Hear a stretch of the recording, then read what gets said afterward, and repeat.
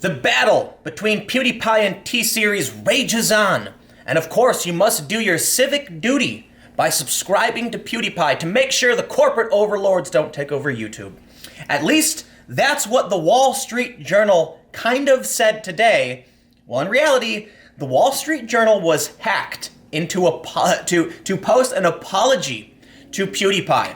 Because the Wall Street Journal has smeared PewDiePie several times now.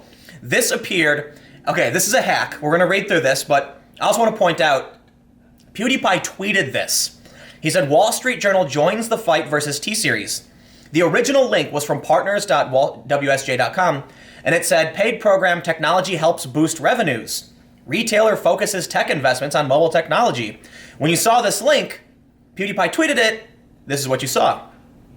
Wall Street Journal, public apology to PewDiePie by T-Series. Wall Street Journal would like to apologize to PewDiePie due to misrepresentation by our journalists, those of whom have now been fired. We are sponsoring PewDiePie to reach maximum subscribers and beat T-Series to 80 million. We also need your credit card number, expiry date, and the lucky 3 digits on the back to win the chicken dinner in Fortnite. Subscribe here. And I don't know, this link goes straight to PewDiePie's channel. And we can see we got a Drake meme where T-Series, it says the devil. And then here you've got, I honestly, I don't know what this is, but something to do with subscribing to PewDiePie. And then you've got this image and it says smash subscribe. I guess that's PewDiePie's icon. And then there's 77 million. And then from the YouTube Rewind, the woman saying, I am so proud of this community. Well, this was a hack. No, the Wall Street Journal did not apologize to PewDiePie, nor are they endorsing him, nor did T-Series actually write an article. Apparently, according to Variety, they say, Wall Street Journal site hacked with pro-PewDiePie message. PewDiePie has now gotten hackers on his side. It says, PewDiePie's ongoing battle to keep his channel's YouTube subscriber count #1 ahead of India's T-Series took another bizarre twist. A branded content section on the Wall Street Journal's website was hacked with a fake message apologizing to PewDiePie and urging people to subscribe to his channel. A spokesman for Dow Jones & Co., publisher of the Wall Street Journal, noted that the affected page was not affiliated with the journal's newsroom, but rather was operated by advertising groups the Wall Street Journal Custom Solutions team. The affected page appeared under Oracle's sponsored section of wallstreetjournal.com. We are aware of the issue, and the page has been taken down, the Dow Jones rep said. We have launched a full investigation. The hacked wallstreetjournal.com page was removed Monday around 11:45 a.m. Eastern Time. That came shortly after PewDiePie, the popular gamer comedy vlogger whose real name is Felix Schellberg, posted a link to the page and gloated in a tweet Monday, Wall Street Journal joins the fight versus T-Series. The vandals behind the Wall Street Journal's marketing page conflated the fight with T-Series with PewDiePie's anger towards the news outlet after the journal's February 2017 report, calling attention to his videos with jokes that included Nazi imagery and anti-Semitic themes, which led to Disney's Maker Studios and later YouTube cutting their business ties with him. At the time, PewDiePie complained the Wall Street Journal and other news organizations took the anti-Semitic elements of his videos out of context to inaccurately portray him as a Nazi, and he labeled the journal piece a personal attack. PewDiePie also apologized, saying, I admit that the joke itself went too far. Yeah, I think, the jokes PewDiePie was making were stupid, but you have to realize that there's a difference between being an edgy internet personality or an edgelord or an edgy boy and actually being a Nazi. PewDiePie made a bunch of dumb jokes because the point of the joke was shock value. Yes, they were all taken out of context, and PewDiePie made a video, I could be wrong, but I'm pretty sure PewDiePie made a video mocking the out-of-context statements, and then someone took that joke out of context to once again try and claim he was a Nazi. And it's not just the Wall Street Journal. Boy, do they love smearing PewDiePie. And you know what, I'll point this out too. I think it's actually a really good example of how these fights come together. For one, the PewDiePie versus T-Series fight is basically about corporate versus independent. PewDiePie, his lone self, has this very successful YouTube channel. T-Series is a corporation. When T-Series takes over, it will mark the end of the era where independent creators, people like me, can actually succeed on YouTube because you don't have the funds or the resources of a corporation. But a similar thing can be said as to PewDiePie versus these media companies. They're the same thing. PewDiePie's rise is taking away eyeballs from these companies. I mean, not literally, but that's probably how they see it. Independent YouTubers are displacing the Wall Street Journal. They're displacing these media companies. So why is it then that The Verge and Vox and BuzzFeed and whoever else, they want to smear PewDiePie and the Wall Street Journal? Because PewDiePie is massive competition in the media landscape. Now, don't get me wrong. PewDiePie is not a news creator. Sure, he has Pew News, where he talks about YouTube issues and memes, but he is a sign that individuals outside of these corporate systems can succeed. And PewDiePie is the biggest target. So there's definitely some overlap here. They say, a few weeks ago, a pro-PewDiePie hacker hijacked 50,000 internet-connected printers to spit out messages urging people to subscribe to PewDiePie and unsubscribe from T-Series. The hacks have been part of a larger campaign by Shelberg and his fans to help PewDiePie retain his reign as the most subscribed individual YouTube channel, ahead of the steady rise of T-Series, which posts popular Indian music videos. Currently, PewDiePie has 77.2 million subscribers, followed by T-Series at 75.8 million. PewDiePie is definitely taking the lead in this one.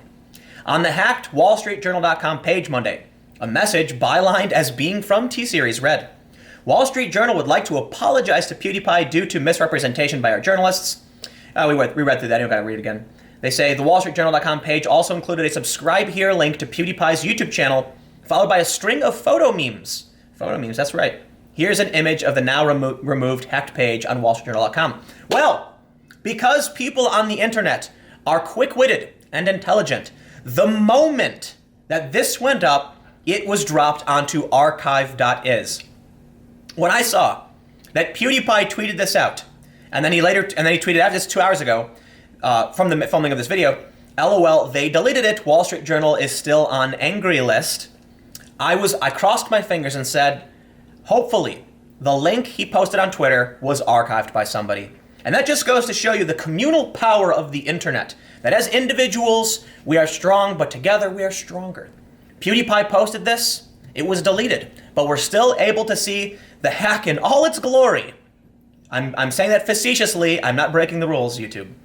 Because people have decided to archive it. And actually, I'm pretty sure there's actually 2 versions of it. So I don't know why they're different. But this page was actually archived twice.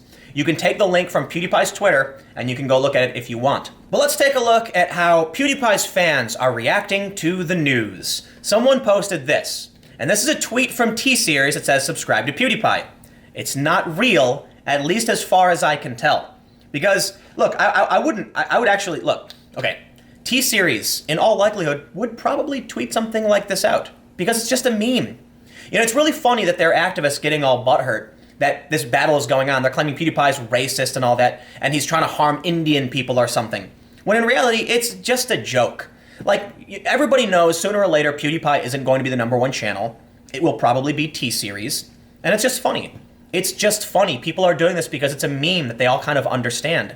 Does it mean something to some people? Yeah, of course it does, but for the most part, it's just funny. I would not be surprised if T-Series actually did this, but I did a search. I could not find that, so I'm assuming it's not true. There's this this meme someone posted. This place's manager about to get destroyed. Someone posted this one, says, when you didn't think you were gonna see a bridge, but then you see one. And they have they have this meme from Japan, and if I actually read it, I might get in trouble. I'm gonna read it anyway. It says, Oshita. I'm gonna say it like that, because if I actually pronounce it, it says Oshita bridge. Get it? Like, oh, a bridge. Haha, very funny. So apparently somebody posted a video stopping I think they just hacked it and they gave PewDiePie 69 billion subs or whatever. So someone else posted an actual archive of it as well. For the most part, I would say I am not concerned if PewDiePie loses his position as the top channel. What I will say is, not a day goes by that I am not concerned that the internet is going to become corporate paradise. It already is. We could see this coming a long ways off. I mean, look at Vice, for instance. When Vice in 2011 started producing these documentaries, they were kind of poor quality relative to TV and all that stuff. But they were good, and people liked watching them. And that should have been a notice to people like, hey, corporations will eventually take over. Now, Vice at the time was not your mainstream corporation. They were edgy, underfunded, and they actually had a lot of money. But for the most part, it wasn't like HBO quality, you know? Now it literally is. Now Vice is on HBO, and YouTube is increasingly becoming just corporate, canned, scripted, and in my opinion, rather boring. And so I will say a part of me is sad, because the day is coming soon when PewDiePie does lose the top spot. Unless everyone just forever keeps pushing PewDiePie to retain the top spot. But you have to realize the content he produces is for a specific audience. T-Series is a company that produces a wide range of content. It's my understanding it's kind of like Indian Vivo. And if that's the case, then I think we're all going to have to recognize, sooner or later, YouTube will become just another corporate enterprise. It's going to be Netflix. They want it to be Netflix. They want to compete with Netflix. Then you got to think about what happened with Vice. Why doesn't Vice produce that awesome content anymore? The stuff they produce is rather generic. When I joined Vice, they were rough around the edges. It was kind of fun and exciting, off the cuff. Now it's your typical corporate fare. There's nothing particularly unique about what they do. But that leads me to my next video. Because the next article I have, I am going to talk about Vice, about me working there, and there's an article from The Economist that's saying they ain't the big dogs anymore. Stick around, that video will be up on this channel. It's there. Go to Timcast and watch my videos. I'll see you in a minute.